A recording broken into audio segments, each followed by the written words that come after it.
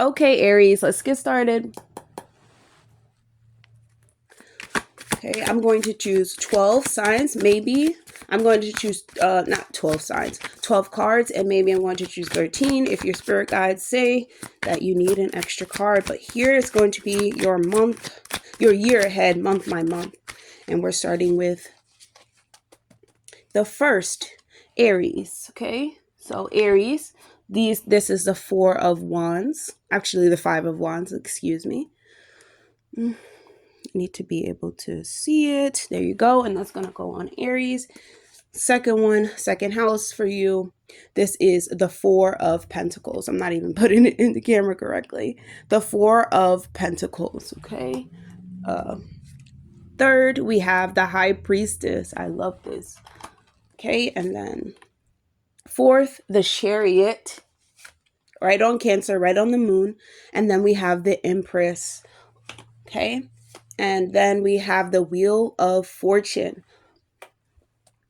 Okay, October, we have the Queen of Wands. I'm going to be going by the, I want you to be able to see it. I'm going to be going by the month, Scorpio. So we're going to talk about November, the world. I'm going to face it the other way. And they're all coming out upright, which is good. Okay, so we have 3 of Wands. Okay, that's for December, and then, not December, September, and then we have, November, oh my goodness, King of Wands. Okay. Emperor. Okay, Aquarius. February, and then we have the moon. Okay. That's going to be March. Alrighty. Let's see what we have. So Aries. So first house, this is how you should be feeling. First house of self. So in the month of March, this is what you're going to experience. There can be, well, like I said, Mars is going to be in retrograde. So you can experience some aggression. You could experience, some combat, some battle happening, some competition happening. This can be at work because this is the first house. It lights up the 4th. This could be in the home. This could be in the relationship, some type of battle, even a creative project as well, because we have Aries right there and Saturn, the planet of discipline and the planet of doing what's right. There could be some type of opposition because of the delay of Saturn, but remember, Saturn is moving into your sign. So that's going to be a really big shift. That's going to be a change for you. And there can be some type of argument when it comes to that. It's going to be in your first house. So like I said, it's uncomfortable being here, but it is trying to strengthen you up and mature you for the year, for I won't say the upcoming years, but for the years that lead, in your life. Okay. And so the second house, this will be your finances. Okay. So this is the 4 of Pentacles. So there is a need for you to save.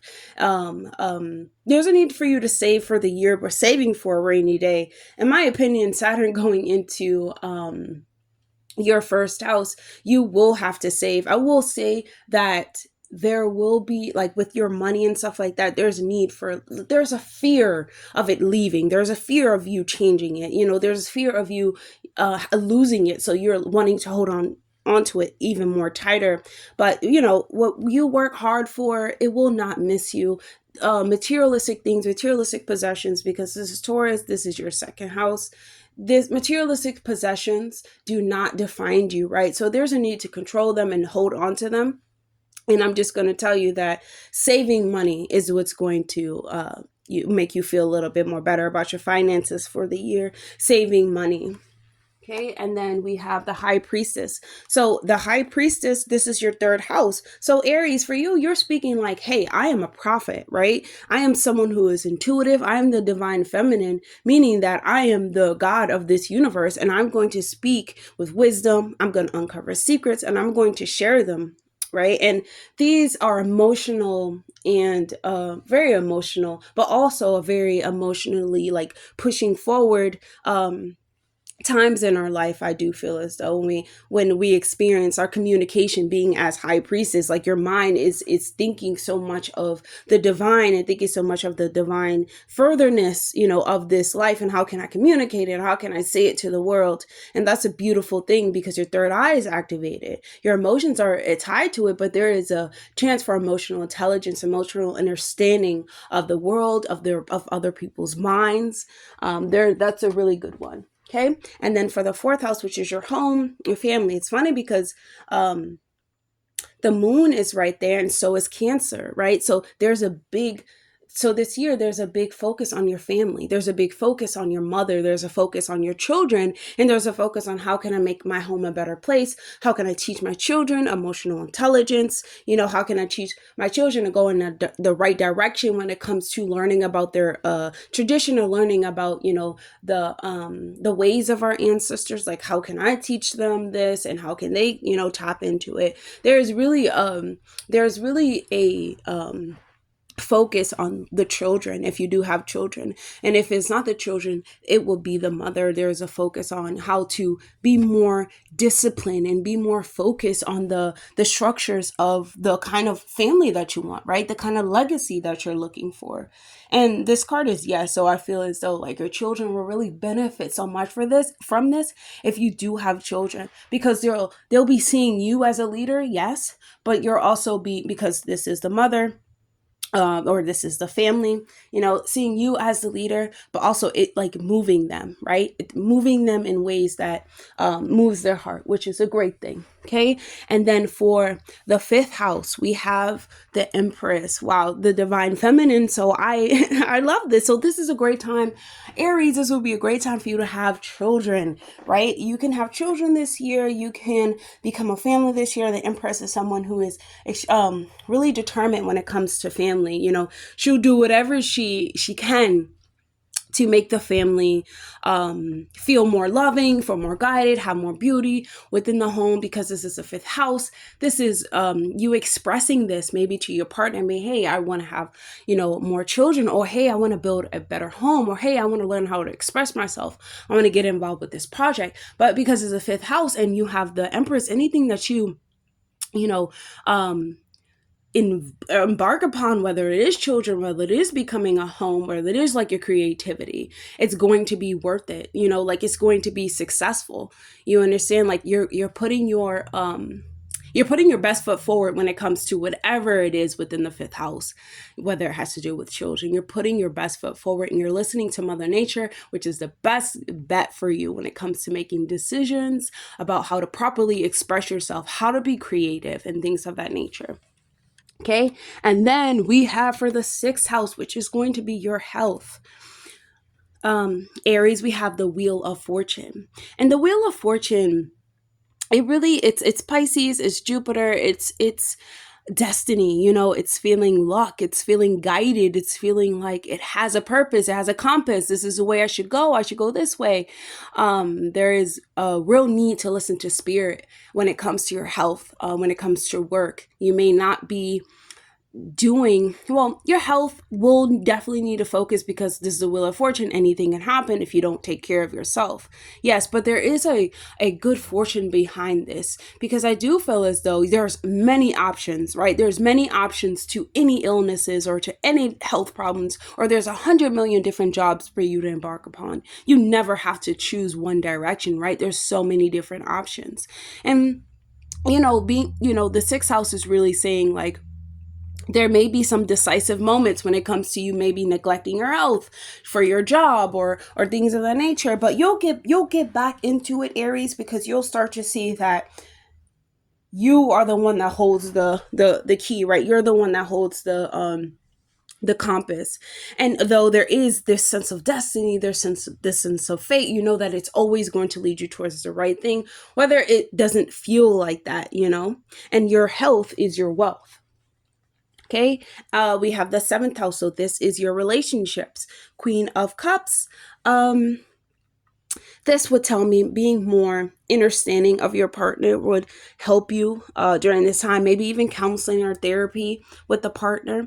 There can be a lot of dating. There can be maybe some emotional trauma that has to be that has to be reviewed. And you as the Queen of Cups, you know, you taking that in you and listening to your partner's emotions and listening to how they feel. And I do feel like because a North Node is leaving Aries risings are feeling empowered. They're feeling like they're on top of the world because in a way that they are, they have overcome. They had Rahu in the first house. They have become godlike, you know, they have become a force of nature. You know, they've become something that is unstoppable. And I mean, this is all within their body. They will no longer stop themselves. You understand? Like they're no longer putting limits on themselves. Aries are no longer doing this, you know, Aries risings. And, you know, within your relationship, it is important for you to listen to, because you know, Saturn going to your first, Saturn can cause fear and things of that in relationships. And the other person is in fear of losing you all the time because you're so, you know, like you're so mature, you're so disciplined. And I feel as though Aries risings, you will understand that your emotional body and your partner always will need some type of listening ear, right? Some type of helping hand. They will need you in some way. And because you are the Queen of Cups or the King of Cups, you have become unstoppable. You can take a second to smell the roses and bring your partner up with you as well. Okay. And so the 8th house, we have the world. So your 8th house is about your debt, your finances, and things of that nature. The world is your oyster, Aries.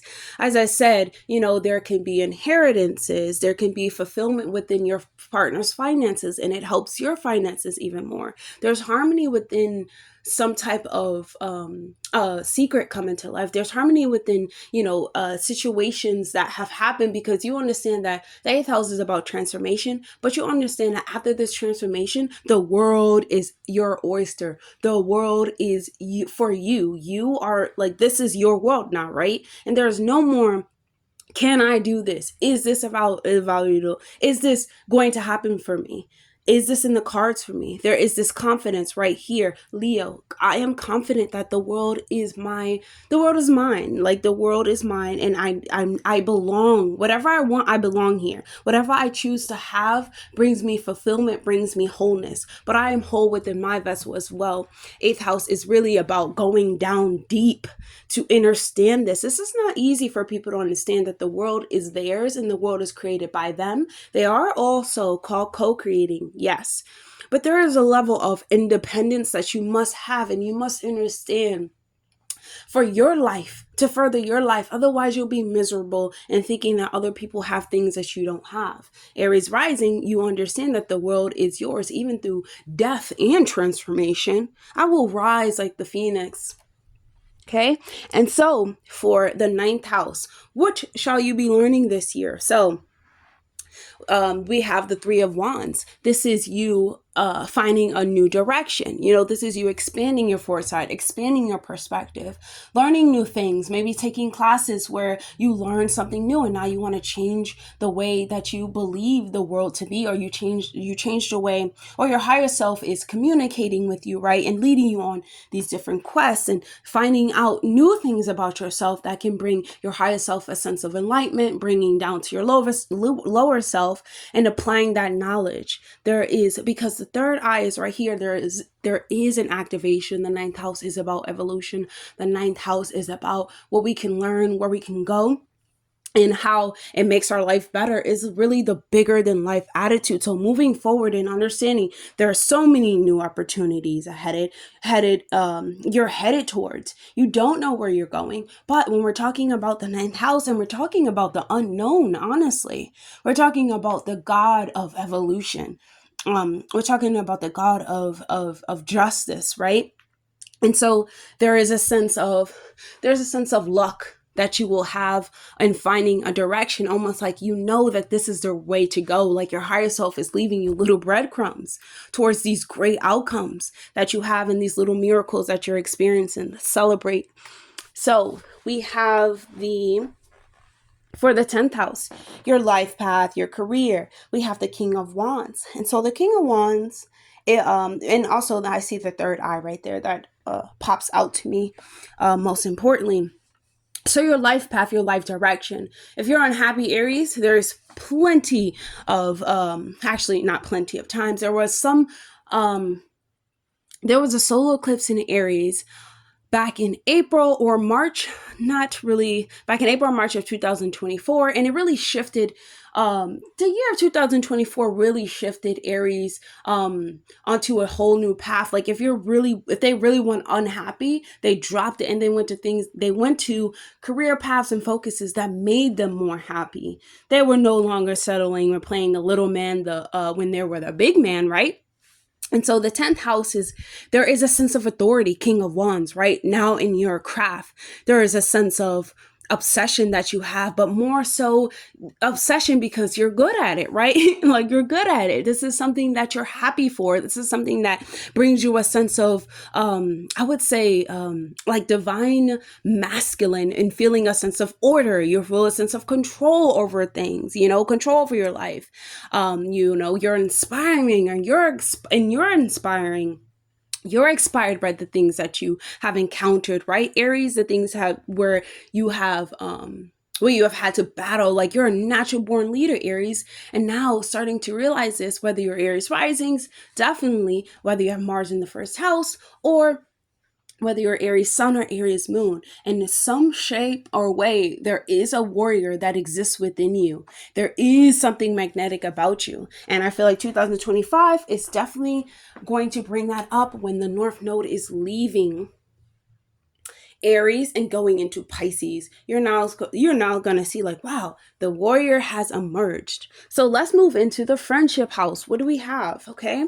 So the 11th house is our friendship. The 11th house is our soul family. It's our community. It is our deepest, longest, and like goals and wishes and long-term success and adoption. It's the house of the elder sibling. So for you, Aries, I feel like there's a sense of authority that you feel in your friendship groups. And the groups is like they're now looking to you as a father figure, I would say, like a guru. They're looking at you as someone who is empowered, someone who is the emperor, someone who is passionate, about whatever they're creating. This is Aries and Mars. This is whoever, that you are around, whether it's friendship groups and soul family, they're really admiring you for everything that you've encountered and overcame. Godly Aries, must you be the greatest? Like, must you always be the first? But no, like they're really admiring you this year, and they're really like,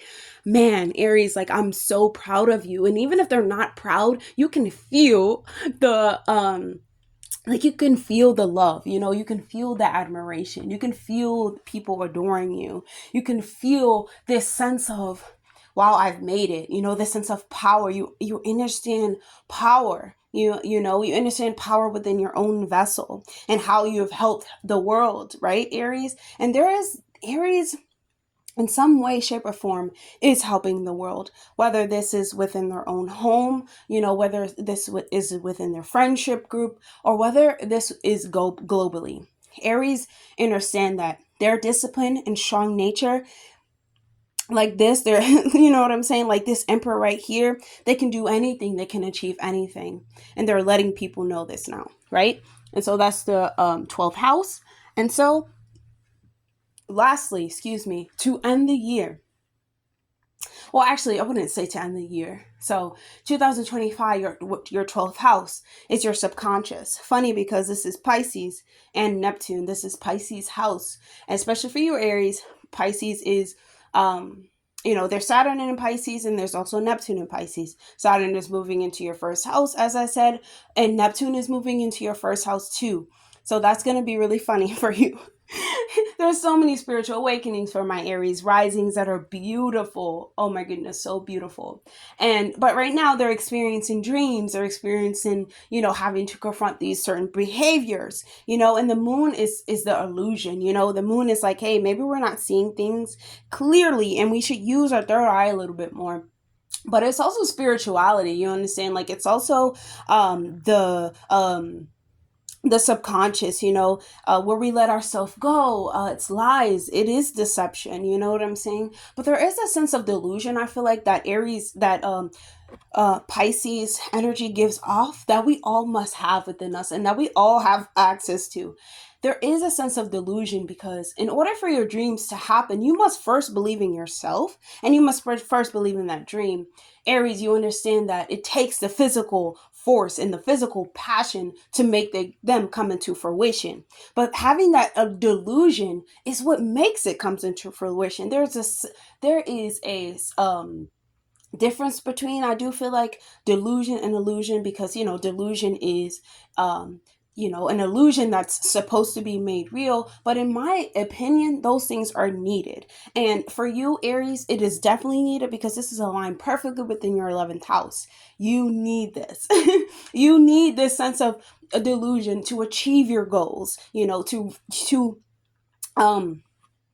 to relieve the anxiety, right? To relieve the bad behaviors, because you can. Once you do it, you now enter a different reality. You now enter a different world of things that you are capable of things that make you feel more empowered, of things that bring you back to self.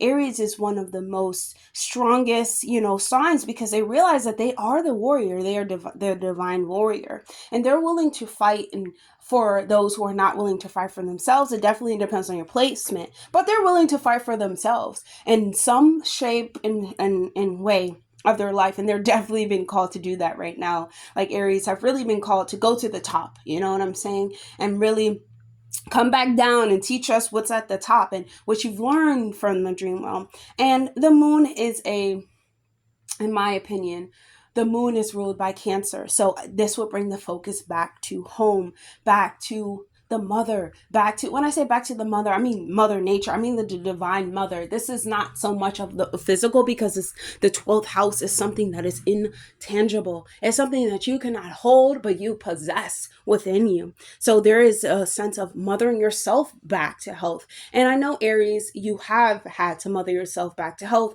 when it comes to your physical vessel, when it comes to behavior, when it comes to self-sabotaging beliefs, even having to rearrange your whole subconscious to work better for you, so that you are now empowered and you now understand your power. I will say that 2025 Aries aligns perfectly for you and for the home, and understanding how your home is a really big focus, your emotional nature, and I feel like your ancestry. Aries, figure out your ancestry if you haven't already. Tap into your ancestors. Your ancestors are waiting with open arms. I'm just going to choose one more final message for the year 2025 for my Aries. What do we got? This bad boy. We have the Queen of Wands. Absolutely. Yes, Aries. Coming off, and it's Aries right there. Coming up on top as a confident one, as a ferocious one, the determined one. And like I said, just like there's a sense of delusion that we must have, there's also a sense of strength. This world understands no coward. And Aries, this is something that you will embody. And I love this for you, bringing out your confidence. You're about to be a social butterfly this year and able to conquer. It doesn't even have to be aggressive. Because Mars in the beginning of the year starts off a little bit rocky. Be aware of arguments, you know what I'm saying? Be aware of the need to control things. Be aware of, this need, save your money, right? Because Mars is going to be in Leo, spinning stuff up. What can I buy for her? What does she love? What does he love? Can I buy him a car and put it on in his house and put a bow on it? Mars and Leo is very extreme, very dramatic, and very loving too, but goes to way too many heights where it spends way too much. So Aries, you have a beautiful year ahead of you. I really do. I really love that. The determination is going to push you forward. There is this strength that is within you. That really, others will see and admire so much this year, Aries. So Aries, I hope that was helpful. Definitely like, comment, subscribe, please. If you could share this video with someone, especially because this is a pretty, I won't say pretty long year, but there is a lot of shifts this year and it might be helpful to another person. So definitely share my video, and it's so helpful to me, and I will love you forever. See you, Aries. Bye-bye.